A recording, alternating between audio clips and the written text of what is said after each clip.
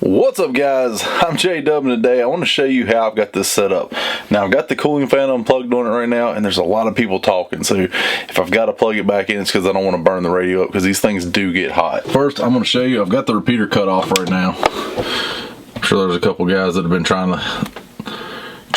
to listen to it, and yeah, I don't know, now you guys can't really see it, but right there, they're chatting on their way, it's talking. I could... Yep. So right now it's on a net, and I've got a fan up here. This is just a Cooling Guys fan. You can get them off Amazon. They're not expensive. Ooh, I need to grind that down still.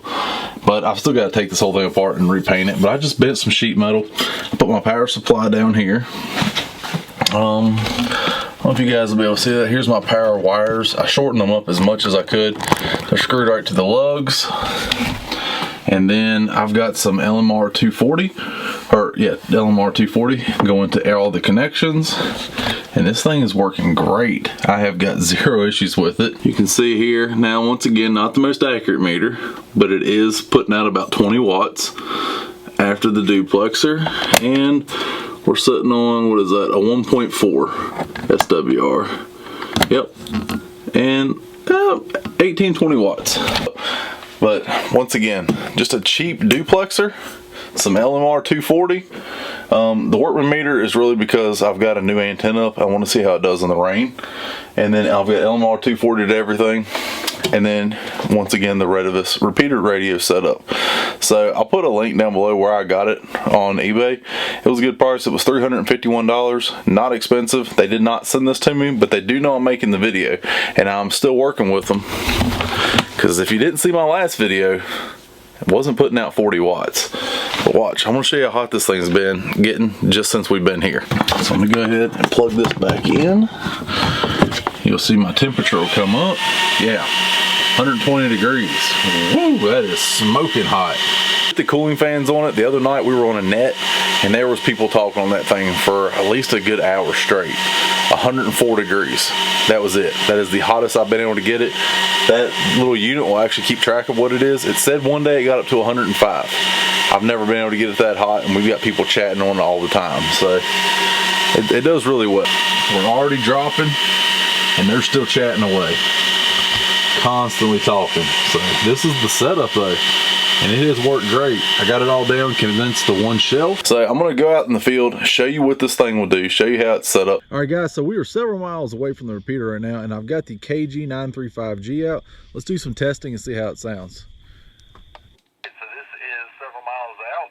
Testing 1, 2, 3, 4, 5, 6, 7, 8, 9,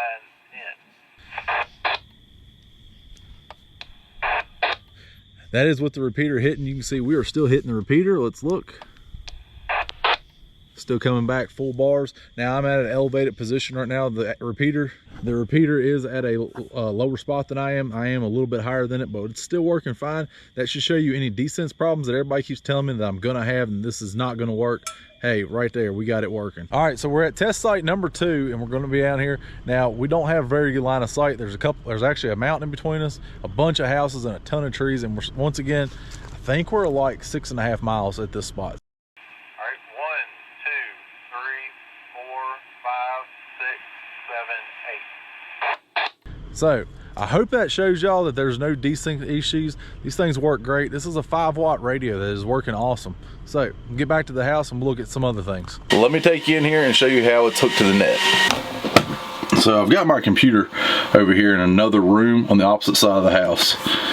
So we can come here. I think you'll be able to see that.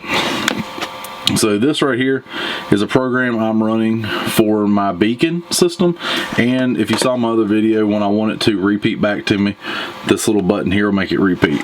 This is my date and time, and these are some of the Zello channels that we're in right now, and this one is the one we're using for testing purposes.